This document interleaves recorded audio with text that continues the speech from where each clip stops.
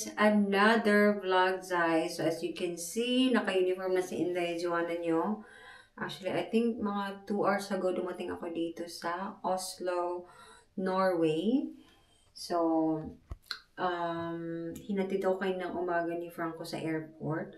Actually, sobrang aga ko nagising, like 3:30 a.m.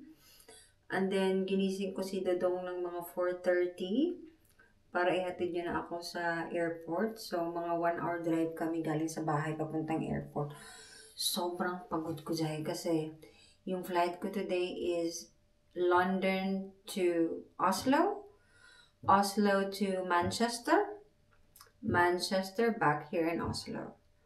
So, narag na si Inday Joanna. Time check. So, ngayon lang ako nakapag-start ng vlog just to update with you kung saan ako. Kasi kahapon di ba nag-impake ako ng mga gamit ko for my work. So, yes.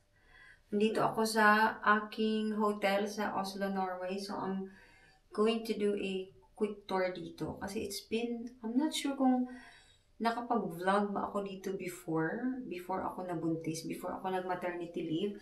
But yes, since bumalik ako ng work, first time kong makabalik ulit dito sa Oslo, Norway. Kasi lagi akong nasa Sweden or Denmark. So ngayon, I'm happy to be back here kasi isa to sa pinaka-favorite na hotel ko dito sa aking mga layover. So anyway, Zai, ipapakita ko sa inyo yung room. So, as you can see, very Scandi yung style ng room. I'm not sure kung napakita ko na to before, but anyway, sabay-sabay tayong mag-quick hotel tour kasi sobrang tagal na nga, Zai. 2 years mahigit since nakabalik tayo dito sa Norway. So, ayun yung bed ko. Ito yung favorite ko kasi ang lambot ng bed nila. Tapos yung mga unan ay naku panalo. So, ayan. Sobrang ganda ng room. Malinis. And, ayan si Inday Joanna nyo. Ewan ko kung nakikita nyo pagod na ako dahil. Pero, tinitiis kong hindi muna matulog kasi sobrang aga pa. And then, I will have another flight tomorrow. So, as you can see, maliit yung camera ko. Kaya nakakapag-vlog na tayo sa work. Because, maliit na yung camera. Very handy na siya dahil. And, ito yung toilet. So, ayan. Magsha-shower ako mamaya before matulog. Diyan si Inday Joanna nagde-deposit ng maraming milyon. Char. Sana all, di ba, may milyon. Parang anak ng contractor. So, pagdating ko kayo na sa airport, Zay, pumunta ako sa duty free. Since operating crew ako, wala akong boarding pass. Nakalimutan kong magdala ng face wash. So, wala akong face wash. So, pumunta ako kanina. Hindi ako pwede makabili. Unlike sa Sweden and Denmark, pwede akong bumili kahit wala akong boarding pass. So, dito sa Norway, hindi ako makabili dyan. So, ngayon, wala. Ewan ko kung paano ako maghilamos ng aking mukha. Anyway, laban lang si Inday Joanna. I will try to call Dong Franco kung anong plano niya. So, tinawagan ko si Ellabel. Si Ellabel ay nasa bahay. Kasama niya ang kanyang lola. So, let's see Dodong Franco. Sobrang thankful ko kay Dodong Franco. Biruin mo, after niyang sinundo si mother kagabi. So, after work, nag-office siya kahapon. So, after niyang mag-office, dumiretso siya sa bahay ng mama niya para i-pick up si mother dear. Ayan. Hi! What happened then? Say hi to the vlog. Hi everyone! So, yeah. I just told him that you dropped me at the airport this morning, like very early. Yeah, too early, no? Well, what time? Was it 4:30? Yeah.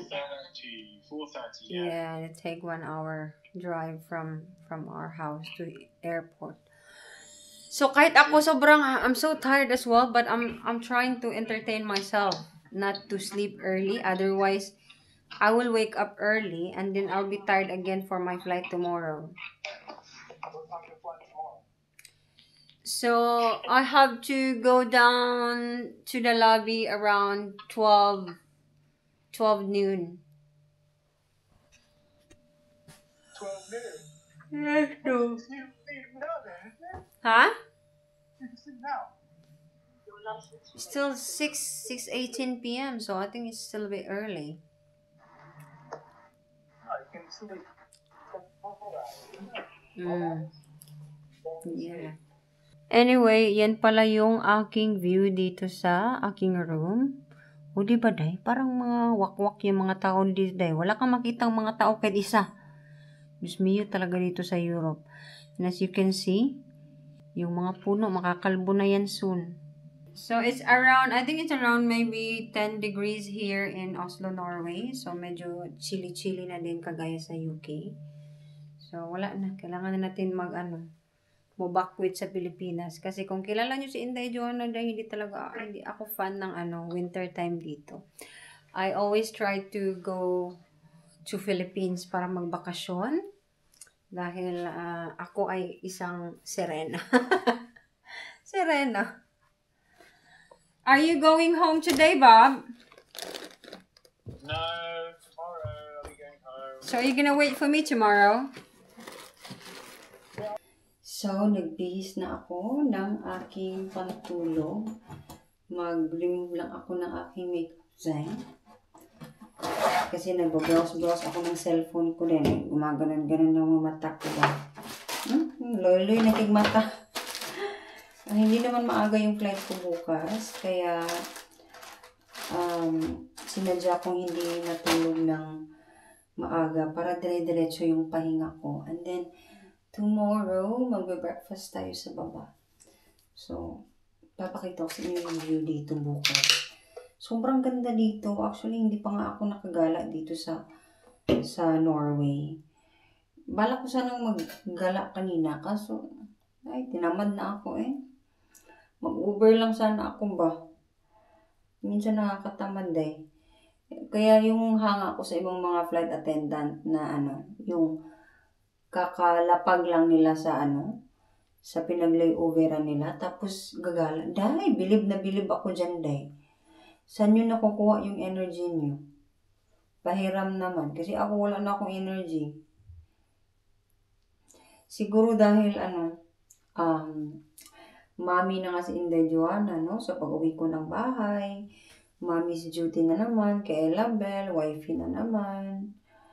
So, medyo wala akong pahinga dahil kasi super kayod, meron pang social media. Alam niyo ba sa mga social media, ako lang lahat dito nag-i-edit. Wala naman akong editor. So, kayod na kayod talaga si Inday Joanna para sa future ni Elabel. So, yung ginagamit kong pang makeup remover is Vichy. So, nabili ko to sa Denmark. So, yung maa-advise ko sa inyo, kahit gaano kayo kapagod, huwag niyong kalimutan hilamos, mag-remove ng makeup. Kasi kahit gaano pa ka mahal yung makeup mo, mga foundation, kung hindi maayos ang skincare mo, walang patutunguhan ang iyong makeup look. So, yan yung lagi kong sinasabi sa mga nangihingi ng advice sa akin. So, dahil wala akong face wash hindi ko alam kung ano yung face wash ko. Ano naman to wala akong face wash Kaya gusto kong bumili ng face wash kanina. So, ito lang ang aking toiletry bag. So, ito lang yung nakayanan ng aking weird din walang sabon sa mukha. Meron pang mga natitirang magkakapimpos ako nito. For sure. So, naghugas na lang ako ng mga warm water para sa aking face lock na Sana hindi ako magkapimpos kaya walang sabon. Anyways, magtutoothbrush lang ako dyan. And then, skincare. Meron akong skincare. But I don't think mag-skincare ako kasi hindi nga ako nakapaghilamos ng maayos. Baka maano yung mukha ko. Good morning, everybody. Time check is 12 p.m. So, Imbes na maaga ako magising para mag-breakfast. Hindi ako naka-breakfast eh. Just me, natulog ako ng natulog. So, papunta na kami ng gate. So, mga 5 minutes walk lang naman galing sa aming hotel. I don't know if naririnig niyo ako kasi maingay dito yung background ng mga aircraft. And ayan yung mga kalipad ko. Tapos na yan, as you can see. O, diba? Nagmamadali pa ako mag-ayos kasi akala ko malilate na. 12 PM yung meet time namin sa lobby. Oo na. Sige, katulog Inday Joanna. Lamig dito sa Norway. So anyway, I'm going back to London today. Gabi na ako nakakarating and pipick upin ako ni Dong Franco mamaya. So mga Zay, andito na ako sa aming aircraft and then maybe in 10-15 minutes mag-start na ako ng boarding. So ayan si Inday Joanna nyo dito sa aking work. So yung mga colleague ko is nasa harapan, nag-chismis muna sila Zay. So yes, andito si Inday nyo. Ayan, walang tao dito kaya makapag chika-chika ko kaunti. So ayan, as you can see, wala pa kaming pasahero mga Zay and then sila nasa harapan sila. Siyempre na mahiya man akong magsalita dun sa harap ng camera sa harap nila. Kaya dito muna si Inday Joanna nyo. And then mamaya pala ay susunduin ako ni Dodong Franco.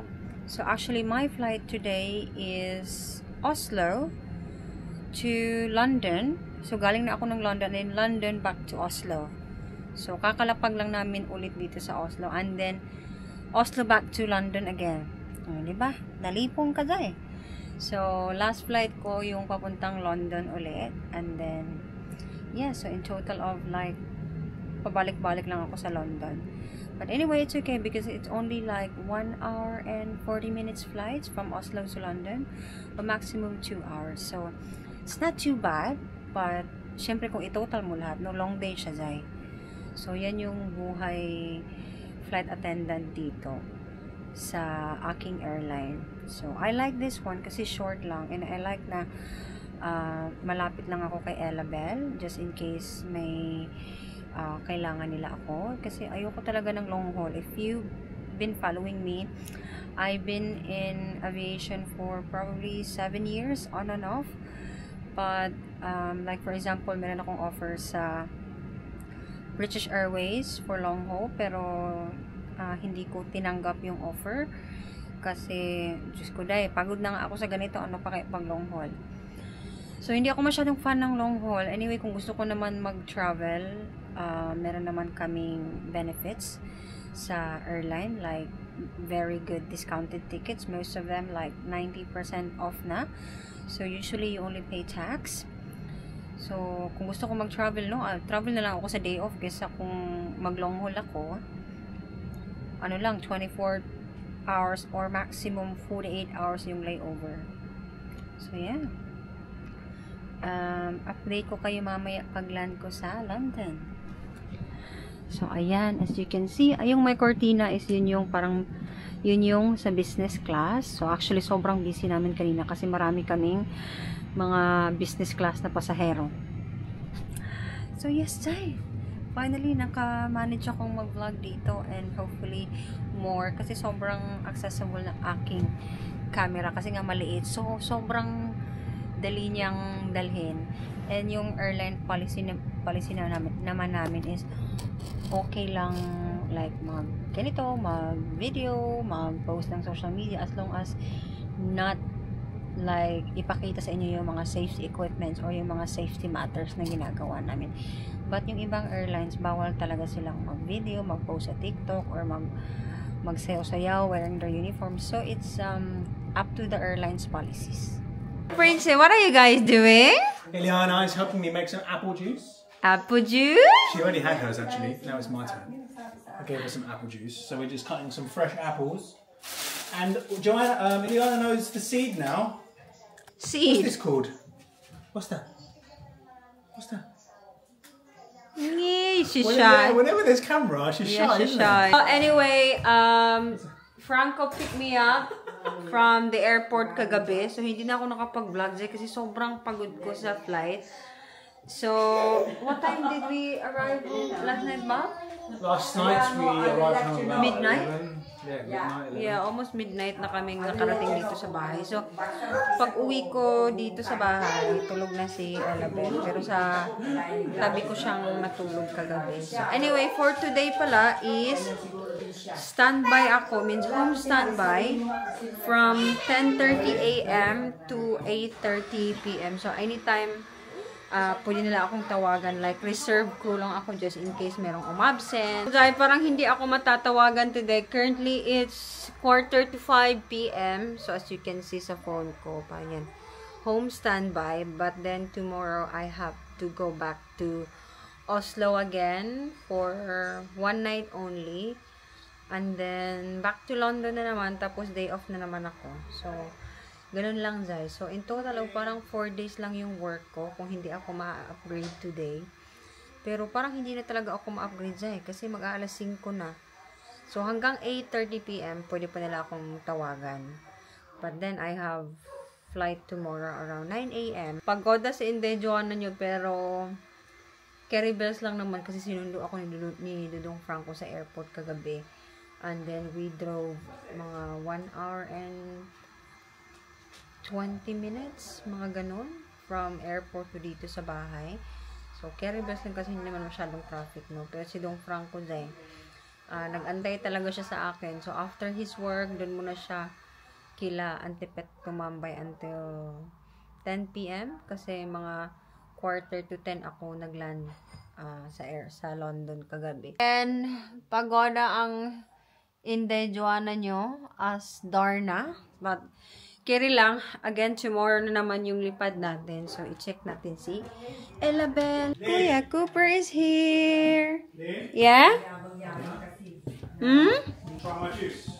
Juice. Fresh, organic orange juice made with love. Huh? Hi? You like it? You like the juice? Hi? Did you like the juice earlier? Nee, you're so pretty, anak ko. You're so pretty lagi. I-try natin You're gonna get Joanna's camera confidence. Oh, hindi naman ako confidence dati.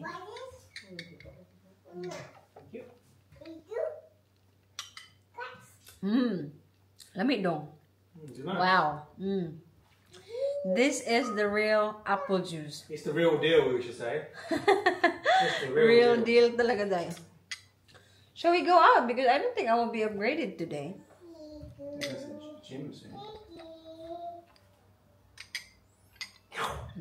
Lamig, Day. So Joanna's on standby today, isn't it? Joanna's on standby, waiting to get called. But she hasn't been called yet. No, because I check. Pwede kasi namin ma-check yung lahat ng mga flight from London. So, chinek ko. So far naman, kompleto naman yung mga crew. So, I think they're going to call me just in case may mga I think they would have called mag-absent. you by now, right? Yeah, exactly. A bit late. This is the first time they haven't called you, actually. Sa lahat ng standby ko lagi akong tinatawagan. Ngayon lang hindi. So, happy ang Inday. Kasi may parang day off ko na din for today. The seeds. What's that called, darling? What's that? What's that? What's that called? Seed. Is it called seed? How many seed? Are you shy?